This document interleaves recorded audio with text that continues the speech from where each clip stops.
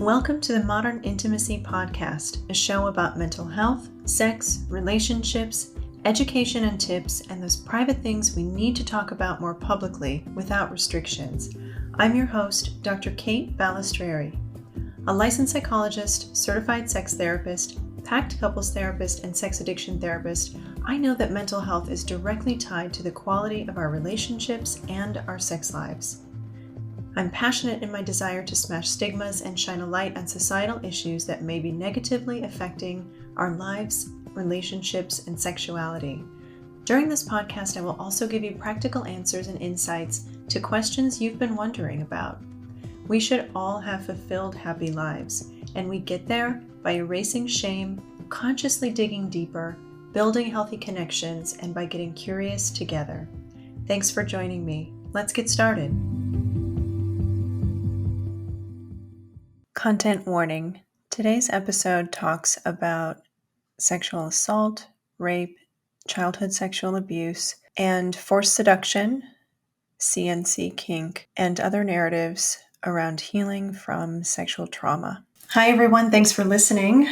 April is Sexual Assault Awareness Month, and with me today I've invited Dr. Holly Richmond to join me for a conversation about how to have hot sex again after sexual trauma.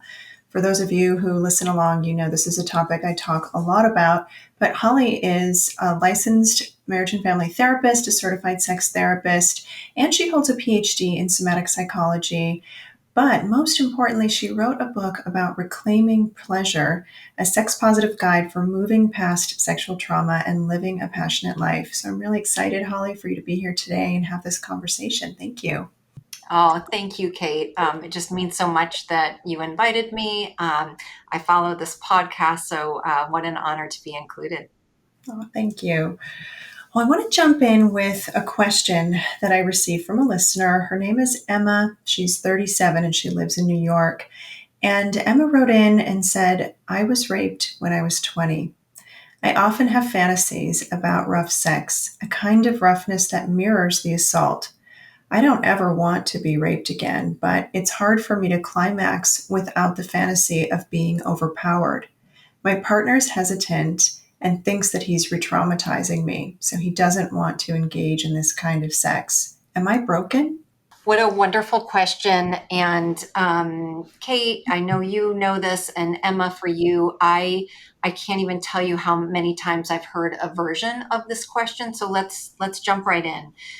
So first I want to say you're not broken. This is very normal.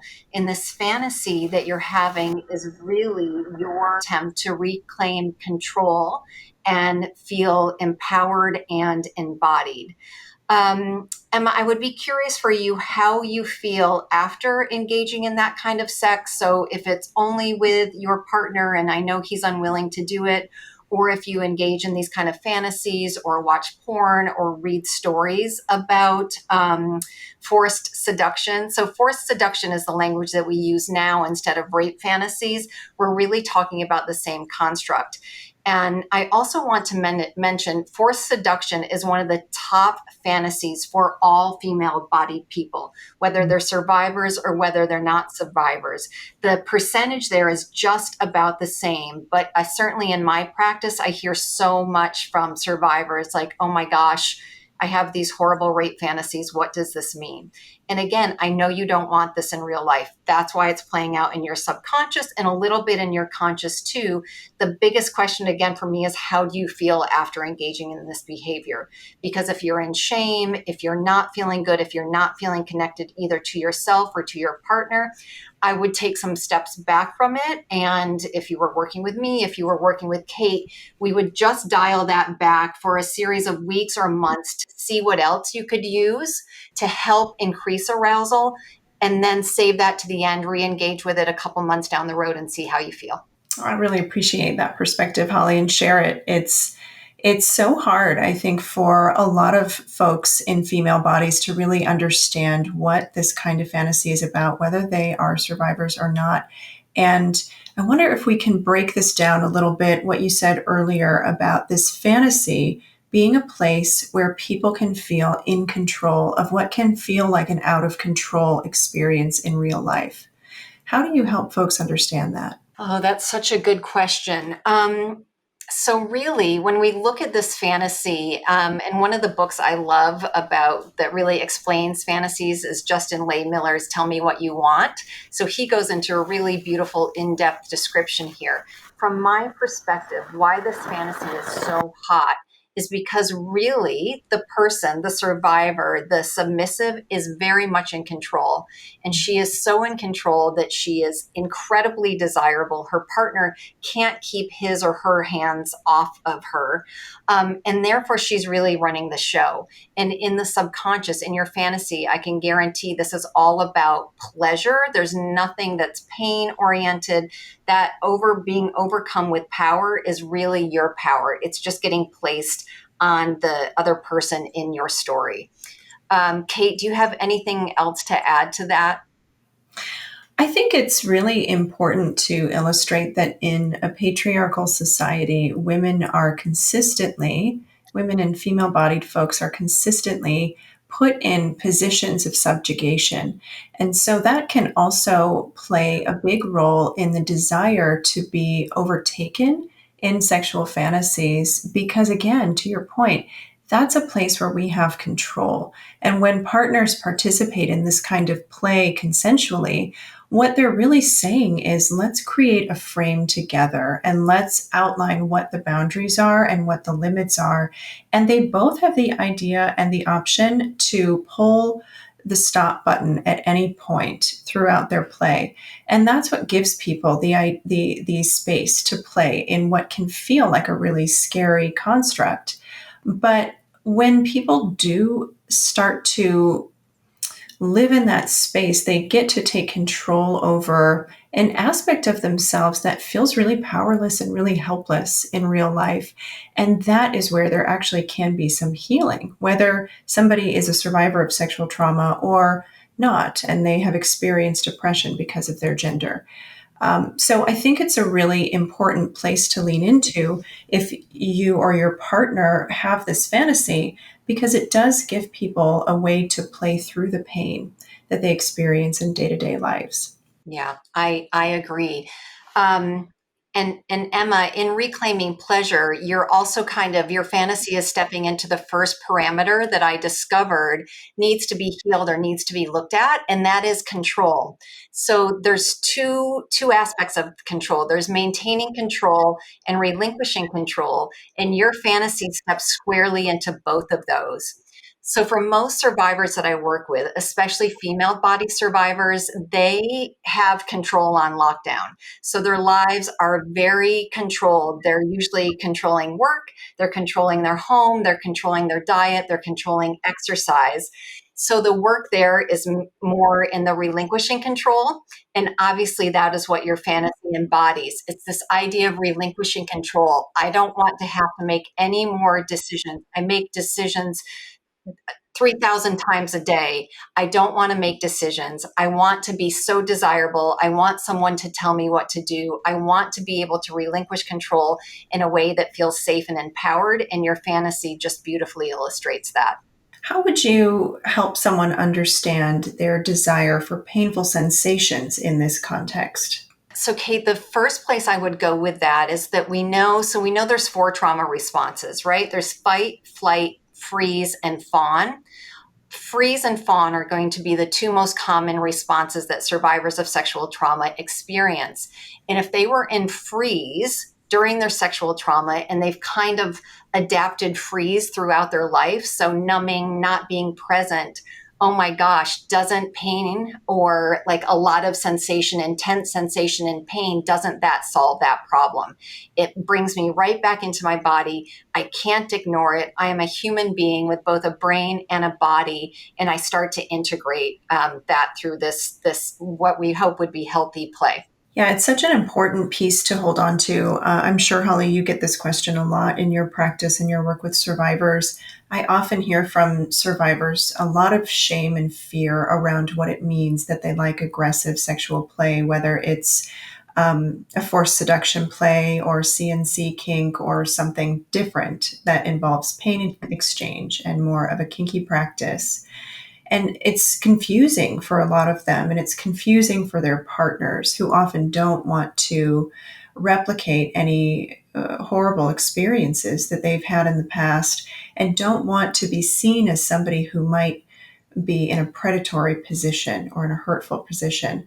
So, how do you help the partners of folks who enjoy this kind of play understand what it means to be in those roles together?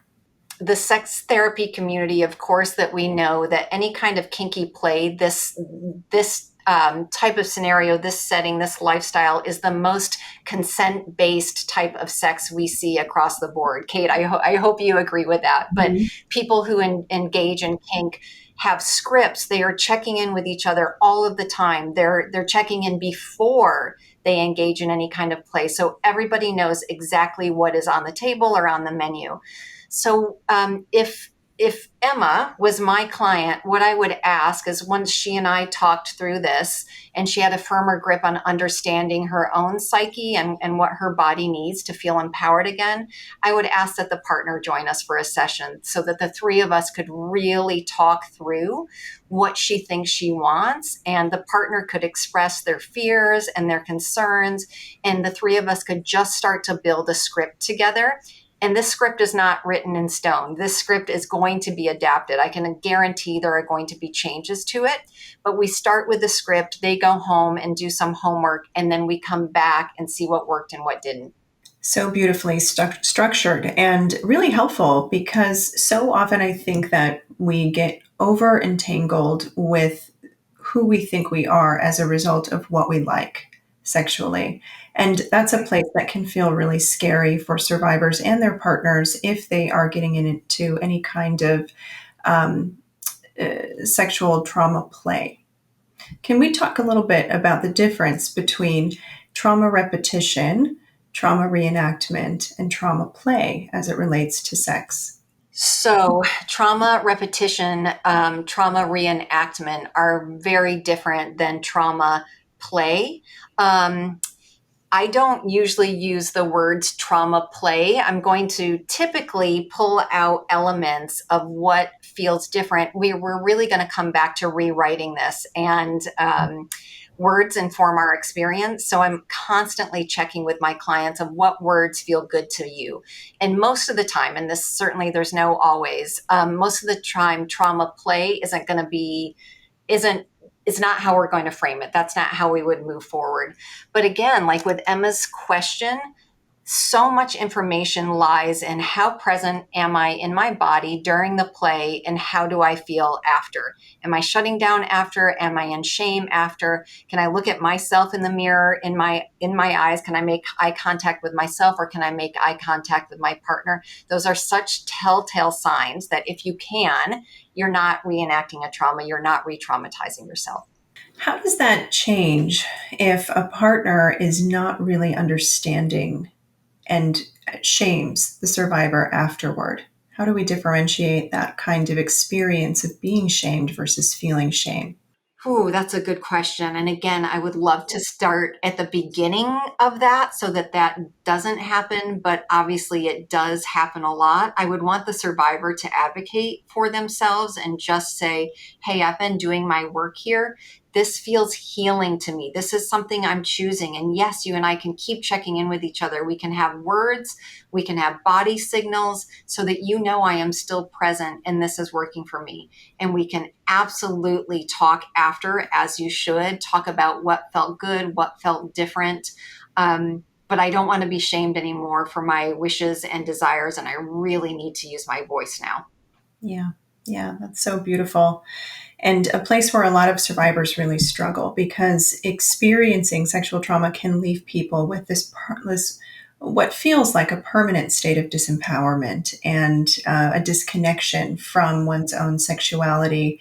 And that can lead to a lot of doubts about whether or not what someone enjoys is okay to enjoy, whether we're talking about kink or vanilla or any other aspects of sexual pleasure. So I think it's really key that maybe we can back up a little bit and talk about survivors and what are the initial steps to reclaiming a life of pleasure, separate from Emma's question? Kate, and that your last comments just walked straight into that area.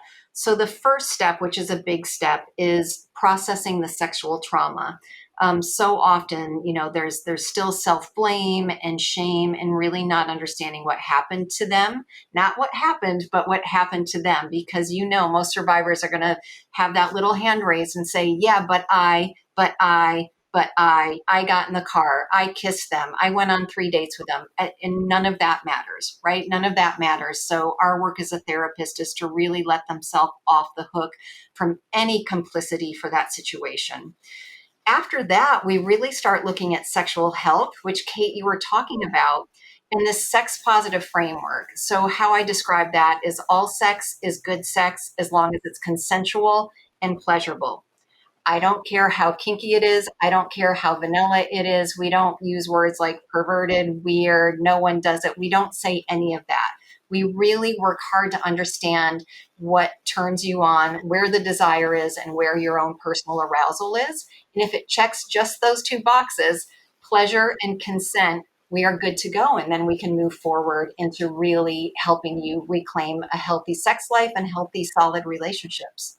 Absolutely. And I really love the emphasis here on embodied pleasure. And I think it's really important to talk a little bit about what to do if you feel dissociated or if you can't feel anything in your body during sex. That's something I hear all the time from survivors.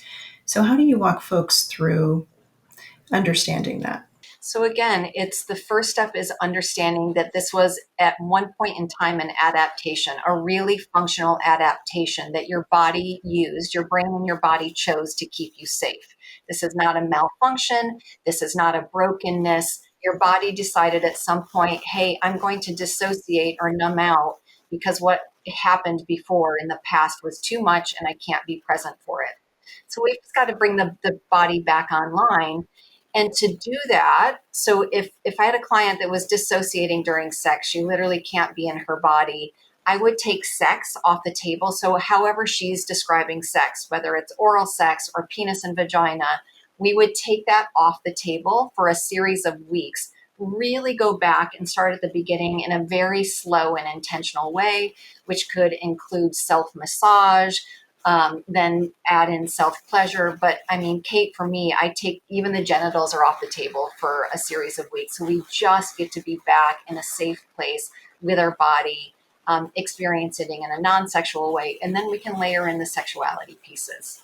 Yeah, it's really key to slow down and slow way, way down when that's happening repeatedly because it can take a long time for people to feel really comfortable in their body with the sensations of pleasure happening simultaneously.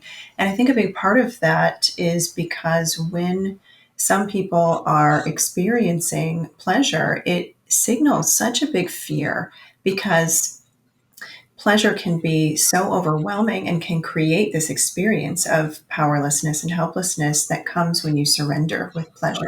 So when a survivor re-engages in sexuality, of course, this idea in the kink scenario of the forced seduction, that can be really powerful and helpful and help you reclaim all those pieces of yourself. But again, we're going to very much slow that down because we have to make sure we have control before we relinquish it. And for a lot of survivors who haven't had a chance to process their trauma or understand it, they're jumping straight to I'm going to relinquish it and hope I feel differently than I did when my sexual trauma happened. Sure, sometimes that can happen, but oftentimes it doesn't, and they do end up feeling worse. So we're going to start with how do I maintain control? So I look at all areas of life. So where do you feel like you have control? Where do you feel empowered in your life? Then we're going to look at sexually with yourself, and then we're going to look at sexually with your partner. When that is all really solid and we know you can maintain control and you can stay in your body during partnered sex, then we move towards areas of perceived powerlessness or like that fantasy of being less powerful. That's when we start to build from there. Can we talk a little bit about the expectations for healing and for a person's relationship with sex when they are a survivor? Does healing ever come to an end, right? Is it done? Or is it something people have to check in around throughout their lives? Okay, so here's my answer. It gets so much better. It gets 80% better, maybe 85% better. People do not get triggered anymore for the most part.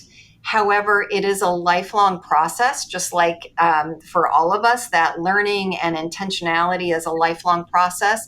So let's say that you experienced rape in your 20s and you've worked through that in your late 20s and early 30s. And then in your mid to late 30s, you decide that you would like to have a child. At that point, that could be a time when you need to re-engage with like looking at your trauma and seeing what kind of triggers comes up. Or I know for survivors of childhood sexual abuse, if they were abused by their mother or their father or a sibling, an aunt or an uncle, and that person dies or passes or somehow moves out of their life, then again, they might need to look at the trauma. Could be marriage, it could be menopause. Any kind of big life changes can often bring up our trauma, not in the way that it did before we did our initial processing around it, but just in these little ways where you're going to notice like, oh, I'm feeling something again and I don't like it. Yeah, I'm so glad you brought that up. It's really disheartening, I think, for a lot of survivors who aren't prepared for that to achieve these different life milestones in life. And they imagine it's supposed to be a really happy thing, like having a baby that they've chosen to have. But the experience of having your body be in a process of providing for another being can sometimes feel really helpless, powerless, and it engenders a lot of fear for pregnant people who are survivors. Sometimes, not all the time. Sometimes the process of childbirth can feel really re-traumatizing, or when your child reaches the age that you were when you first were sexually abused, that can create a process unconsciously where symptoms of that trauma can be present again. And it is important to hold space for that delicate, tender part of yourself that will, perhaps need some more nurturing or more tenderness in those moments. And it might be a time when you take sex off the table until you feel more calibrated again. And like the new milestone can be a part of who you are without evoking big emotions or physiological sensations. Yes. Yeah. Kate, so well put. So the fear of childbirth, that is certainly one symptom I see in a lot of the survivors I work with. And there is a name for this. This is tocophobia. So it's not just you. This is something that happens for a lot of people. The other thing with being pregnant and going through pregnancy, I have two clients right now who are just really struggling with their growing body because their body feels out of control. So I literally had a woman on the phone the other day say, "Oh my gosh, I'm 15 weeks pregnant and my doctor said I was only supposed to gain 10 pounds up to this point, but I've gained 8 pounds. My body must be completely out of control. This is never going to end. How am I going to stay healthy? How am I going to keep my baby healthy?" And the train just starts rolling. Yeah. So what we know there is, of course, it is going to end. Her body is going to settle. Again, just like after sexual trauma, your body is not trying to betray you. It just comes up with some adaptations to keep you safe. And that's the same process that's happening in pregnancy. And the good news with pregnancy is we know it absolutely does end after 9 months. So my work with these clients that are in the pregnancy stage is really trying to be as in their body and enjoying these 9 months as much as they can instead of feeling out of control and very dissociated. When survivors are in that place of having had a child and they're experiencing some disconnection from their sexuality and they're faced with parenthood and also a partner potentially who wants to resume sexuality, are there any unique obstacles or opportunities for survivors in that stage of life who want to reconnect with their sexuality but perhaps are feeling a little bit more residue from earlier trauma heavy in their bodies? I think there are obstacles and there are opportunities. So the obstacles are really going to be, these are so unique to each person, to each survivor. So it's going to be you having awareness of those. So first step, awareness, and then some understanding around it. And of course, a sex therapist is going to be a great place to help you with that understanding, or reading books or talking to a knowledgeable friend. But oftentimes therapy is the gold mark here. And then from there, the behavior change. So I'll say that more simply: awareness, understanding, behavior change. So once you work through that awareness and understanding, your body is almost necessarily going to behave differently. You're going to think differently about these things. The opportunity is just another layer of healing. So you go through your pregnancy, you have a child, that child turns 4. You may have experienced childhood sexual abuse around the age of 4. This happens so often. So we go back, we find a picture of you at 4, and we find a picture of you now. This could be just one way to work and really look at how precious that little girl was, that little person was, and how strong and empowered this woman is, and finding the bridge there between the two. And there always is one. Yeah, that's so beautiful. So beautiful. And it can be so honoring of that young you. How should I talk about my trauma with new partners? When should I talk about it? And what do I have to tell them, if anything? And I certainly have my thoughts on that, but I'd love to hear how you coach people through that question. Sure. Yeah, absolutely. So first I want to start with, do you want to tell them? So this is your story. This happened to you. I really want you to be sure that you want to tell them. The question I get here is, when I meet a new partner, how soon do I tell them? And again, you don't have to. This is your story. If you want to, if to feel like your most authentic, embodied self, you need to share this piece of yourself, my recommendation there: wait until there's a reciprocity of vulnerability. So it can't be just you sharing. Your partner has to have been sharing and vulnerable and there, and kind of proven themselves to be there and non-judgmental and a good listener. So that aspect of reciprocity.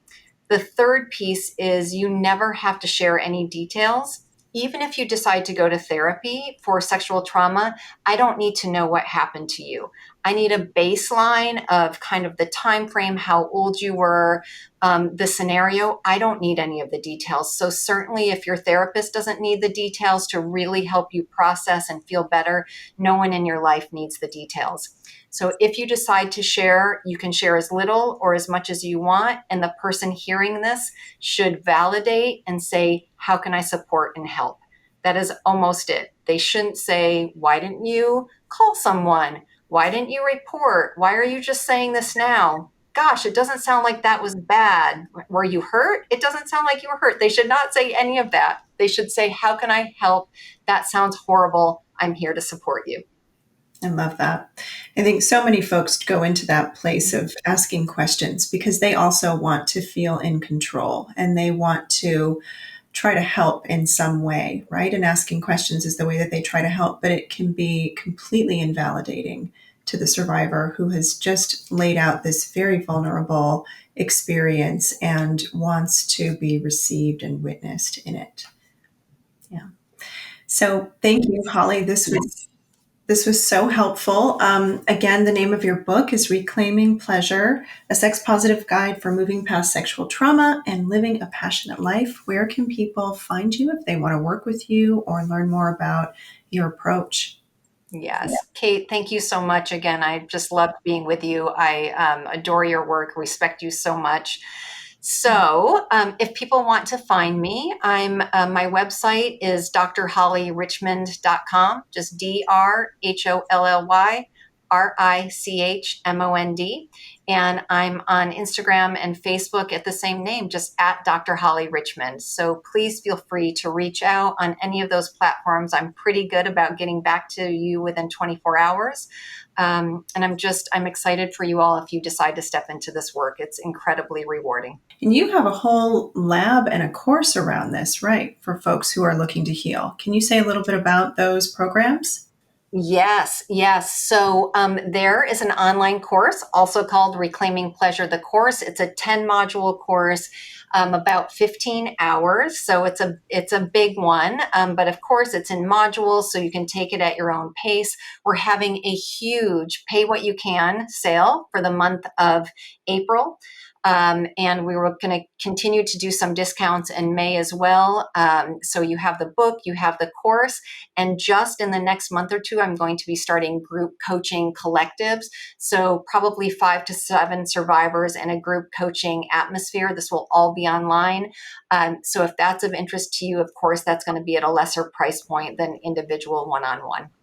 Amazing. Holly, thank you so much for talking about your work and for putting together these programs. It is so necessary, and I'm just so grateful to be able to speak with you today and let everyone know about this powerful work that you're doing. So thank you again. Thank you for listening to the Modern Intimacy Podcast. On Instagram, follow me at Dr. Kate Balestrieri and at The Modern Intimacy. On TikTok, check me out at Dr. Kate Balestrieri and on Twitter at Kate Balestrieri. Everyone has questions about mental health, sex, and relationships. Send yours to me via DM on Instagram or email them to questions@modernintimacy.com and I'll answer some at the end of each episode.